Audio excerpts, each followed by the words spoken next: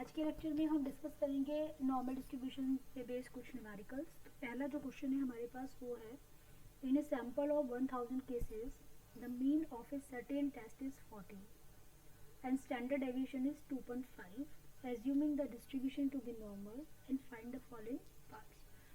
पहले क्वेश्चन को समझ लेते हैं।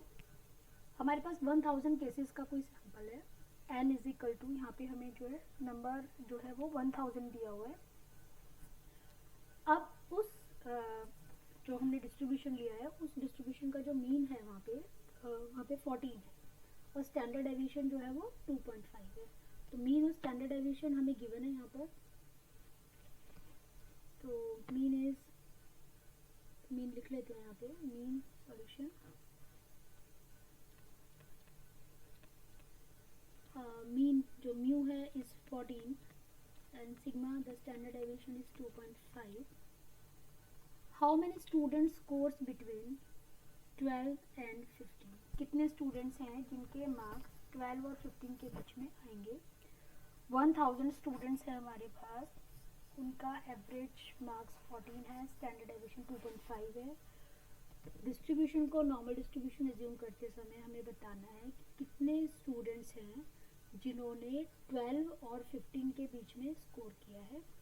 सेकंड है, कितने स्टूडेंट्स ऐसे हैं जिन्होंने 18 से अबव स्कोर किया है, कितने हैं जिन्होंने स्कोर किया है 8 से बिलो, और कितने ऐसे हैं जिन्होंने 16 स्कोर किया। ठीक है, तो 16 तक स्कोर किया। तो अब हम इनको ज़रा सॉल्व करते हैं। तो पहला जो हमारा पार्ट है, हम पहले इस पार्ट को कंप्लीट करते हैं। तो पहले हम नॉर्मल डिस्ट्रीब्यूशन पे इसको यहाँ पे ये डैश करके लेते हैं। तो फर्स्ट हम पार्ट कर रहे हैं इसमें। तो फर्स्ट पार्ट में हमको जो प्रोबेबिलिटी है वो 12 और 15 के बीच में निकालनी है। तो first part, number of students score between 12 and 15, ये हमारा पहला पार्ट है। म्यू हमें पता है 14 है, सिग्मा हमें पता है 2.5 है। हम x1 को 12 ले लेते हैं और x2 को 15 ले लेते हैं। अब x1 और x2 को हम z में कन्वर्ट करेंगे क्योंकि हमें एरिया कैलकुलेट करना है। एरिया ही हमें प्रोबेबिलिटी बताएगा। तो z1 इज इक्वल टू कितना होगा, z का फार्मूला क्या होता है, सिंपल नॉर्मल वेरिएट का फार्मूला होता है x minus mu over sigma. तो x हमारा 12 हो गया, पहले हम x1 के लिए कैलकुलेट करें। म्यू हमारा 14 हो गया और स्टैंडर्ड डेविएशन हमारे पास 2.5 हो गया। तो जो हमारा z1 है वो माइनस का 0.8 आ गया। फिर हम z2 कैलकुलेट करेंगे। तो z2 is equal to 15 minus 14 over 2.5 which is 0.4, और ये हमारा माइनस 0.08 है। तो माइनस 0.08, ये z इज इक्वल टू अगर 0 हुआ तो माइनस 0.08 इस तरफ आएगा z डिस्ट्रीब्यूशन के। इसको एक बार सही से बना लेते हैं।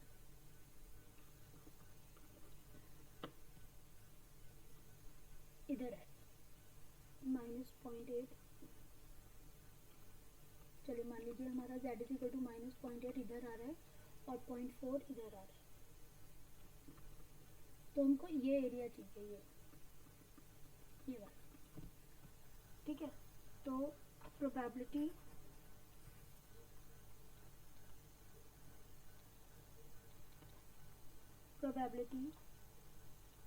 Students score between 12 and 15 equal to, ये प्रोबेबिलिटी किसके इक्वल होगी, area lying between z is equal to minus 0.8 and z is equal to 0.4। ठीक है, अब area lying between z is equal to -8 किसके इक्वल होगा,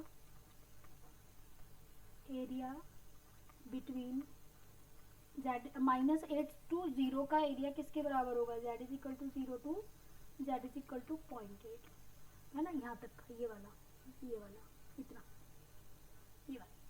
और दूसरा प्लस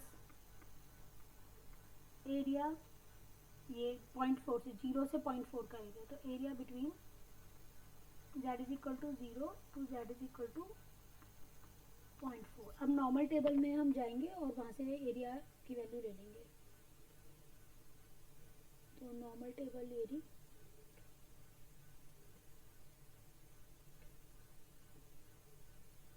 तो पहले z इज इक्वल टू 0 से 0.8 चाहिए, तो 0.8 ये रहा 0.2881,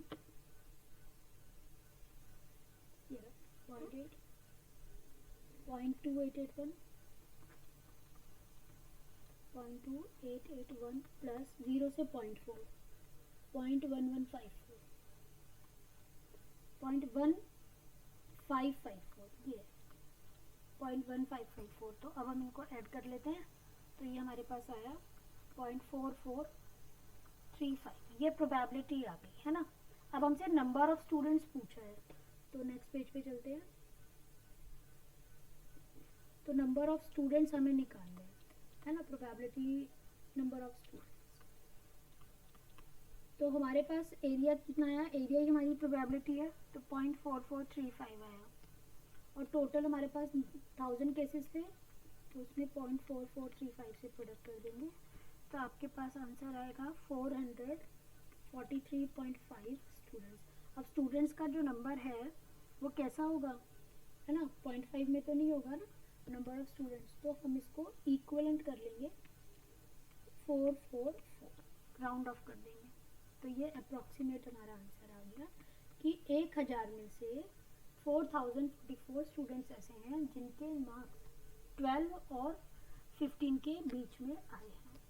ठीक है, अब सेकंड पार्ट करते हैं इसी का। सेकंड पार्ट में क्या पूछा है, सेकंड पार्ट में हमसे पूछा है how many score above 18, how many score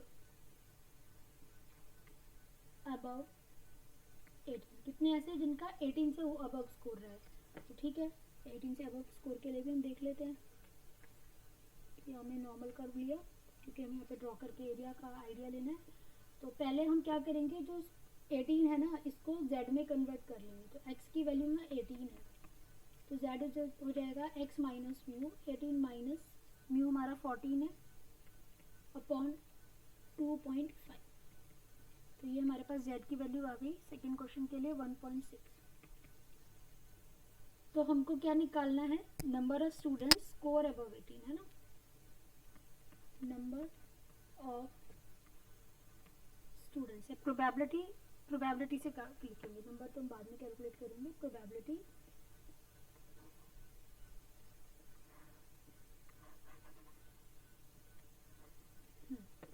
student score above 18, probability student scores above 18, तो 1.6 जो है ना वो यहाँ पे आएगा, 1.6 से अबव, तो 1.6 से अबव मतलब ये वाला एरिया, ये वाला। तो अब इसको हम कैसे कैलकुलेट करेंगे, हम जीरो, हमें पूरा एरिया पता है 0.5 होता है, ठीक है। तो अब हम क्या करेंगे, 0.5 में से 0 से 1.6 का एरिया निकाल देंगे, तो ये जो शेडेड एरिया है ना ये हमें मिल जाएगा। तो probability student score above 18 is equal to 0.5 minus, या पहले आप इसको ऐसे करके लिखो, आपको और अच्छे से समझ में आएगा, एरिया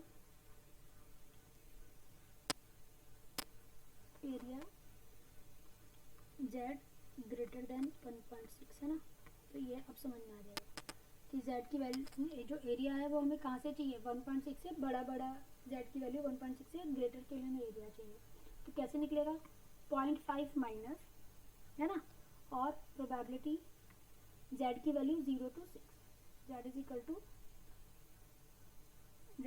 टू 0 to 1.6,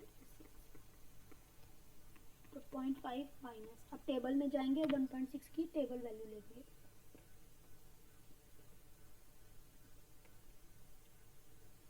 तो 1.6 के लिए आ गया 0.4452,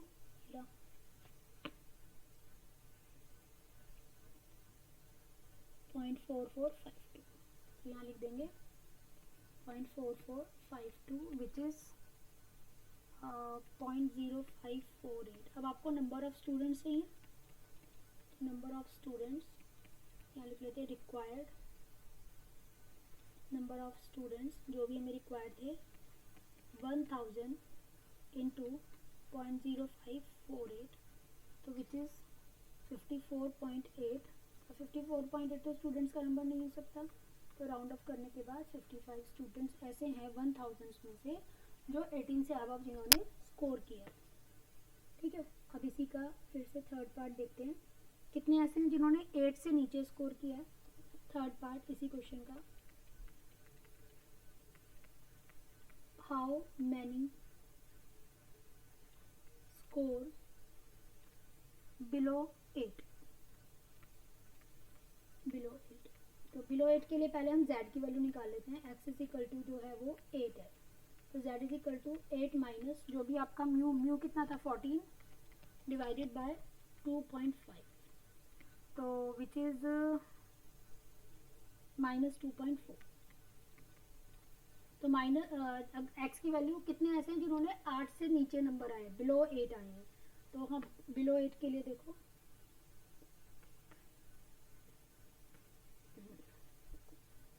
बिलो 8 के लिए -2.4 आपको मिलेगा इधर, और -2 से बिलो जाएंगे तो उसके लेफ्ट साइड में जाना पड़ेगा ये। तो अब हम कैसे निकालेंगे, z इज इक्वल टू 0 से 2.4 का एरिया निकाल लेंगे, मतलब -2.4 और 0 के बीच का एरिया निकालेंगे और 1.5 में से इस एरिया को माइनस कर देंगे, ग्रीन वाले को, ये 0.5 में से हम ये वाला एरिया माइनस कर देंगे तो हमें बिलो का एरिया मिल जाएगा। तो लिखते हैं इसको, probability student score below, probability students score below 8 is equal to z, probability z की वैल्यू लेस देन है ना -2.4। तो ये कैसे मिलेगी, 0.5 minus area between z is equal to 0, या पहले आप तो -2.4 लिखो, फिर z इज इक्वल टू 0। अब -2.4 से z इज इक्वल टू 0 का एरिया किसके बराबर होगा, 0 से +2.4 के बीच के एरिया के, तो area between z is equal to 0 to z is equal to -2.4, ये वाला माइनस हम हटा देते हैं,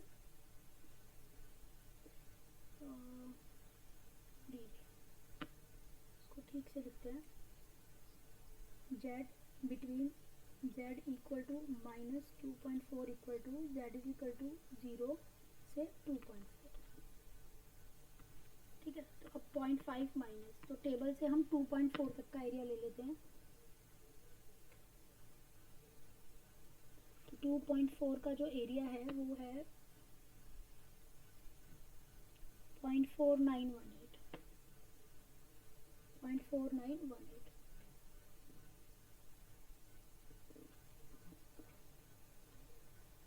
बस अब इनकी वैल्यूज हम यहाँ लिख देंगे,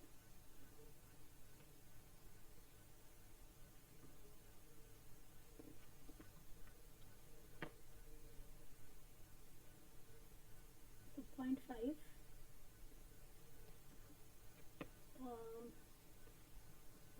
यहाँ पे लिख लेती हूँ मैं, 0.5 माइनस कितना था हमारे पास ये 0.4918, तो 0.5 में से हम 0.4918 को सब्ट्रैक्ट कर देंगे तो 0.0082, और नंबर ऑफ स्टूडेंट्स अगर हमें चाहिए, नंबर ऑफ स्टूडेंट्स चाहिए तो 1000 स्टूडेंट्स थे उनकी मल्टीप्लाई कर देंगे, तो 82 स्टूडेंट्स ऐसे हैं, ये 82 नहीं सॉरी 8.2 आएगा, और 8.2 को अगर हम नंबर ऑफ स्टूडेंट्स में कन्वर्ट करें तो 8 हो जाएगा, तो 8 स्टूडेंट्स ऐसे हैं जिनके 8 से कम नंबर आए। ठीक है, अब नेक्स्ट पेज पे चलते हैं, लास्ट पार्ट करते हैं इसी का, हाउ मेनी स्कोर 16। अब तो ये इजी हो जाना चाहिए, हमें समझ में आना जाना चाहिए, how many score many score 16। तो 16 का स्कोर हमें पता करना है, तो 16 तक कितने ने स्कोर किया, तो x इज इक्वल टू 16 हो गया, तो z is equal to 16 minus 14 upon 2.5। तो अच्छा, इसमें एक चीज़ है, कितने बच्चे ऐसे जिन्होंने 16 स्कोर किया है ना, तो एग्जैक्टली 16 तो हम नहीं बता पाएंगे। नॉर्मल डिस्ट्रीब्यूशन में जो प्रोबेबिलिटी या एरिया निकलेगा ना, वो निकलेगा आपका दो नंबर्स के बीच का, या जीरो से पॉजिटिव वैल्यू का, मतलब हम बिटवीन द एरियाज निकालेंगे यहाँ पे। तो अब मुझे यहाँ पे बताना है कि हाउ मैनी स्कोर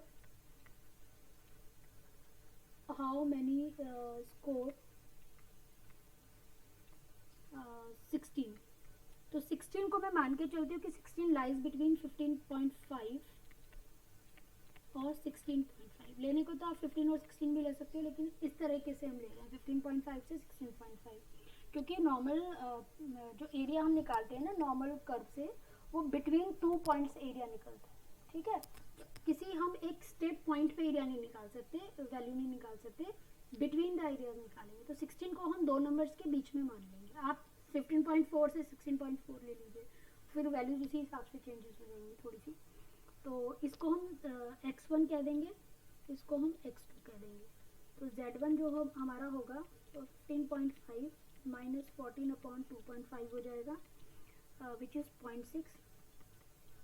और z2 जो हो जाएगा वो 16.5 से 2.5 से हम कर देंगे इसको, विच इज़ 1। तो area between 0.6 and z is equal to 1, z is equal to 0.6 से z इज इक्वल टू 1 के बीच का जो एरिया है वो हम निकाल लेंगे। तो हम यहाँ प्रोबेबिलिटी कर्व को बना लेते हैं।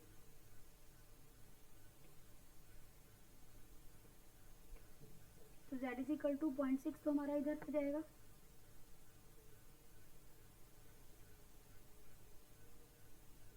z इज इक्वल टू 0.6 और z इज इक्वल टू 1। तो इसके बीच का एरिया चाहिए, तो पहले 0 से 0.6 का एरिया है ना। तो area z is equal to 0 से 0.6, पहले z इज इक्वल टू 0 से 1 का एरिया निकालेंगे और इसको माइनस करेंगे, ऐसे करेंगे। तो z इज इक्वल टू 0 से 1 का area minus z is equal to 0 to z is equal to 0.6। तो मैं टेबल वैल्यूज़ को बिना टेबल को लिख के ले रही हूँ। तो ये हमारे पास आया 0 से 1 का एरिया 0.3413 माइनस 0 से 0.6 का जो एरिया है वो है 0.2257, टेबल से देखा हमने। और ये हमने जब सब्ट्रैक्ट किया तो विच इज़ 0.1156। तो number of students, required number of students हमारे पास कितने आ गए, 1000 इंटू 0.1156, तो विच इज़ 15.6। अगर हम इसे राउंड ऑफ करें तो लगभग 116 स्टूडेंट्स ऐसे हैं जिन्होंने 16 को किया। नेक्स्ट क्वेश्चन पे आ जाते हैं। Students of a class were given an aptitude test. Their marks were found to be normally distributed with mean 60 and standard deviation 5. What is the percentage of students score more than 60 marks? कितने बच्चे ऐसे हैं जिनके 60 marks से above है? Simple सा question है, अभी हमने इस टाइप के क्वेश्चंस किए भी थे। तो यहाँ पे हमें मीन कितना दे रखा है, 60 है। स्टैंडर्ड डेविएशन जो है हमारे पास यहाँ 5 है, और x की वैल्यू क्या है, स्टूडेंट स्कोर मोर देन 60। तो पहले हम x को 60 ले लेते हैं और z निकाल लेते हैं। तो z की वैल्यू हो जाएगी हमारे पास 60, x भी 60, मीन भी 60, स्टैंडर्ड डेविएशन 5, तो z 0 हो गया, ठीक है। तो कितने, अब प्रोबेबिलिटी हमें क्या निकालना है, probability student score more than 60, scoring more than 60। तो मोर देन 60 का मतलब हो गया हमको क्या प्रोबेबिलिटी निकालनी है, x की वैल्यू 60 से ज़्यादा है, तो इसका मतलब z की वैल्यू 0 से ज़्यादा है, ठीक है। तो यानी कि जो नॉर्मल कर्व हमारा है, देखो इस नॉर्मल कर्व में ये, तो ये z इज इक्वल टू 0 हो गया यहाँ पे ये। अब z इज इक्वल टू 0 से ज़्यादा, तो 0 से ज़्यादा तो इधर वाला हिस्सा है, यानी कि ये पूरा का पूरा 0.5, 50% स्टूडेंट्स, है ना, 50% एरिया तो हो गया, 50% स्टूडेंट्स स्कोर मोर देन 60। ठीक, चलते हैं नेक्स्ट क्वेश्चन पे।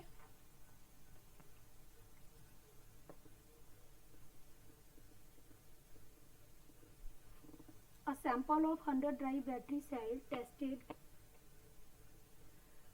to the length of life, इसको हटा लेते हैं। The sample of 100 dry battery cells tested to find the length of life produced by the following result, x bar ये। Assuming the data to be normally distributed, what percentage of battery cells are expected to have life? ये question paper में काफ़ी बार पूछा हुआ है, important question है, इसको करते हैं।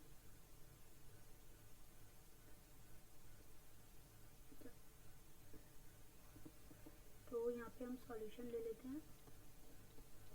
तो क्वेश्चन में है 100 बैटरी सेल्स को हमने टेस्टेड किया, उनका जो मीन लाइफ था वो 12 आवर्स है और उनका जो स्टैंडर्ड डेविएशन है वो 3 आवर्स है।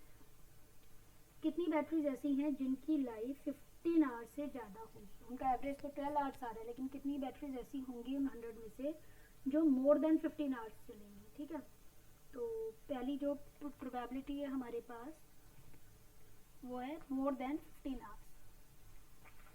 तो when x is equal to 15, पहले हम 15 के लिए कैलकुलेट कर लेते हैं।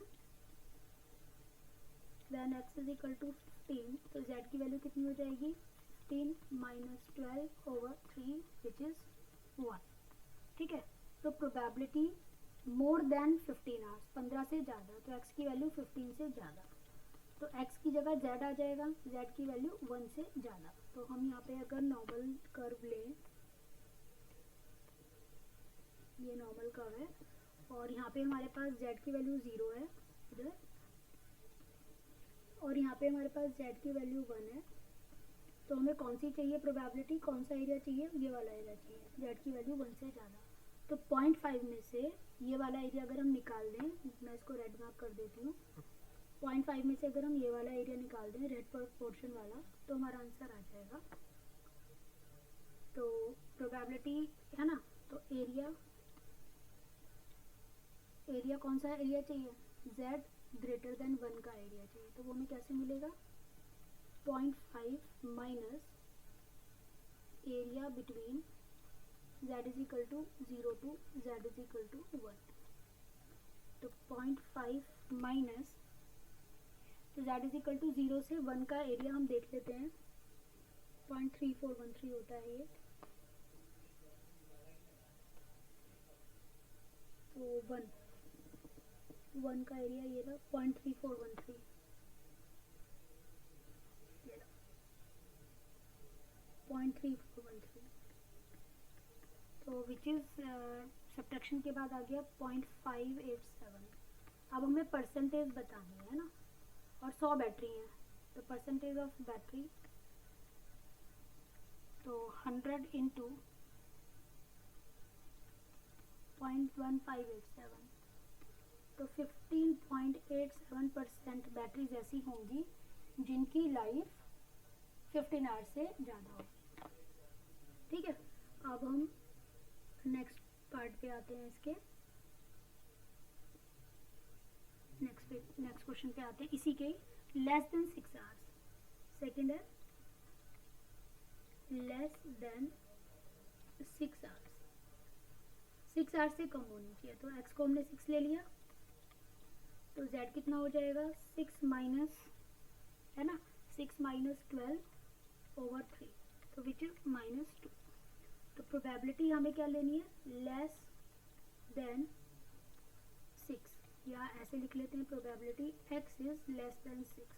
तो z में क्या हो जाएगा? z less than -2। तो इसको हम जरा ड्रॉ कर लेते हैं कर्व पे। तो z की वैल्यू -2 जो होगी वो किधर होगी? वो लेफ्ट हैंड साइड पे होगी। तो z इज इक्वल टू -2, ये -2 से लेस होना चाहिए। तो लेस का मतलब ये वाला एरिया, ये वाला एरिया। तो कैसे मिलेगा मुझे ये वाला एरिया? टोटल एरिया 0.5 होता है। अगर 0.5 में से मैं रेड वाला एरिया हटा दूँ तो ये मिल जाएगा आपको, ठीक है। तो अब हम इसको सॉल्व कर लेते हैं। तो p लेस देन -2 है हमारे पास। तो कैसे करेंगे, 0.5 एरिया निकालेंगे ना। तो एरिया पहले लिख लेते हैं, एरिया z लेस देन -2। तो कैसे मिलेगा, 0.5 minus area between z is equal to -2 से z इज इक्वल टू 0, और 0.5 minus area between z is equal to 0 से z इज इक्वल टू 2, क्योंकि -2 से 0 के बीच का एरिया 0 और 2 के एरिया के इक्वल होगा। तो 0.5 माइनस, अब 0 से 2 का एरिया हम टेबल से जब देखेंगे तो मैं डायरेक्ट यहाँ पे वैल्यू दे रही हूँ 0.4772 विच इज़ 0.0228, और इन परसेंटेज ये कितना हो जाएगा, 100 से मल्टीप्लाई करने के बाद 2.28%। 2.28% बैटरीज ऐसी होंगी जिनकी लाइफ 6 आवर्स से कम थी, ठीक। अब हम चलते हैं लास्ट पार्ट पे इसी क्वेश्चन के। तो लास्ट पार्ट है इसी क्वेश्चन का, third part, between 10 and 14 hours, ठीक है, बिटवीन 10 एंड 14 आवर्स। तो x1 की वैल्यू 10 हो गई, x2 की वैल्यू 14 हो गई, तो z1 कितना हो जाएगा, 10 माइनस 12 बाई 3 विच इज़ -0.67, और z2 हो जाएगा 14 माइनस 12 बाई 3 विच इज़ +0.67। तो कर्व बना लेते हैं यहाँ पे।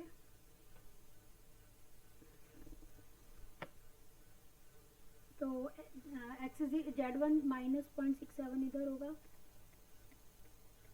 और z प्लस 0.67 इधर होगा। तो हमको ये एरिया चाहिए, ठीक है। तो area probability x lies between 10 and 14 is equal to probability z में कितनी हो जाएगी, -0.67 से और 0.67 प्लस, तो एरिया 0.67 से z 0.67 -0.67 से +0.67। तो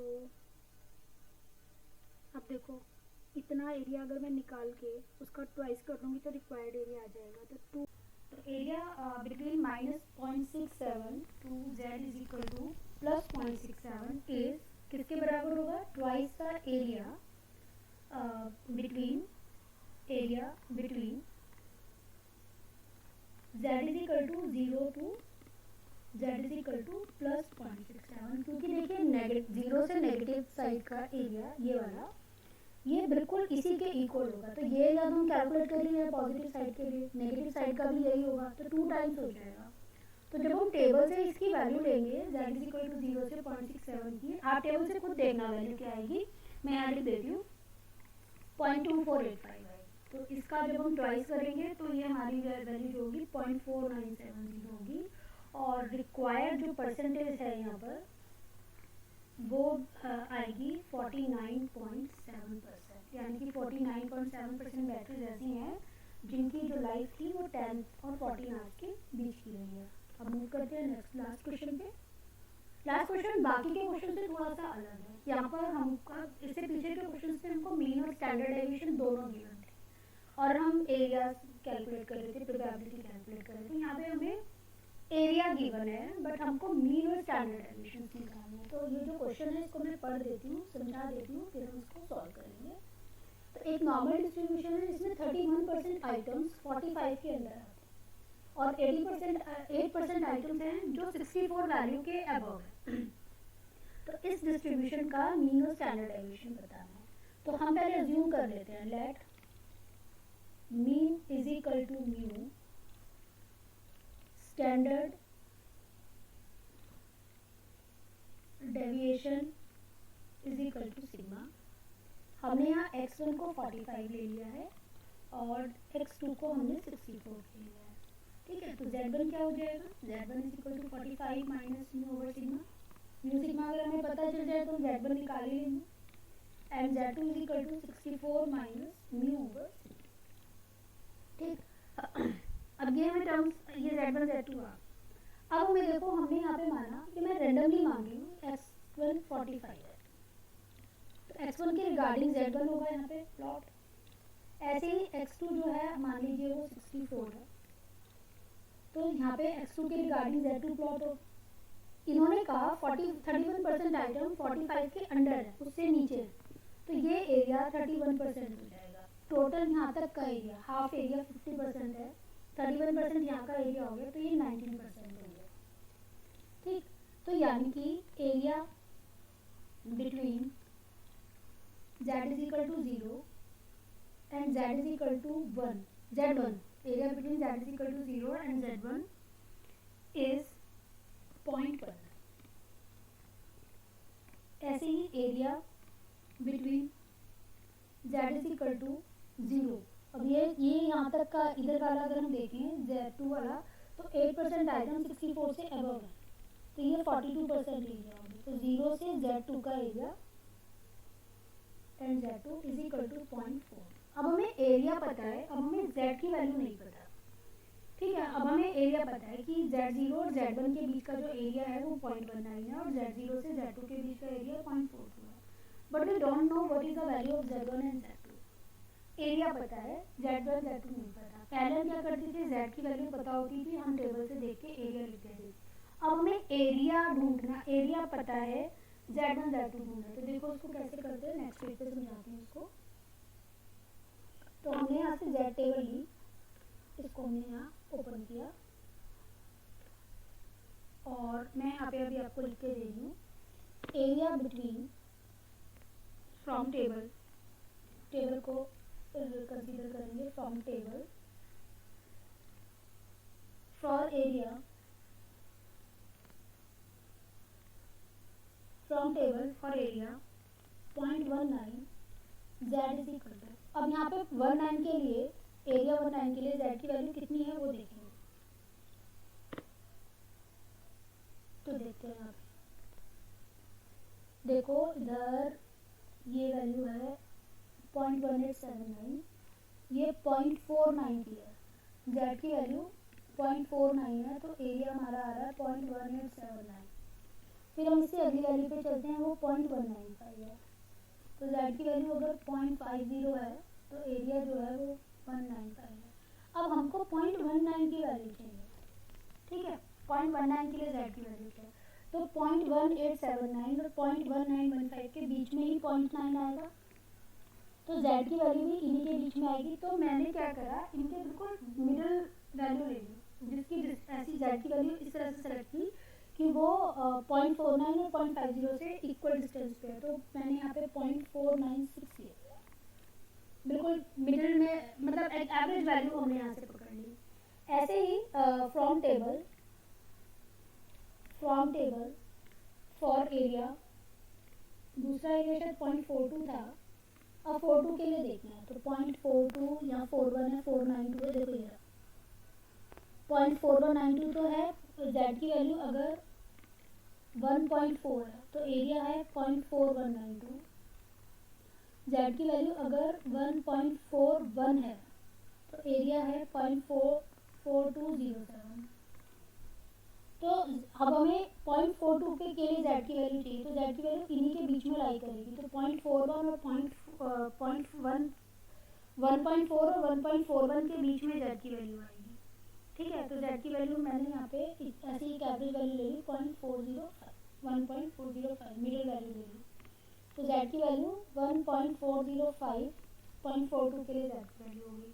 तो यानी कि जो ये z1 और z2 हमें मिल गए, तो z1 क्या था, 45 minus mu over sigma is equal to 1.405, एक इक्वेशन ये बन गई, और z2 is equal to 64 minus mu over sigma, मैंने उल्टा लिख दिया, 0.496,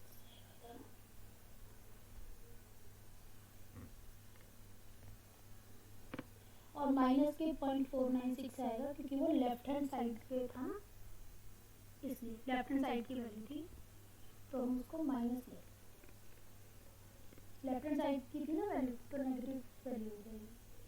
और ये हमारे पास आ गया 1.405। ये इक्वेशन नंबर हमारे पास हो गई 2। तो ऑन सॉल्विंग जब आप इनको सॉल्व कर लेंगे तो ऑन सॉल्विंग वी गेट, दोनों इक्वेशन सॉल्व करनी है आपको। तो इनको सॉल्व करने के बाद जो म्यू की वैल्यू है वो 50 है, mu is equal to 50 and sigma is equal to 10 which is the required value of mu and sigma. तो ये इंपॉर्टेंट क्वेश्चन है, इनके न्यूमेरिकल्स हैं।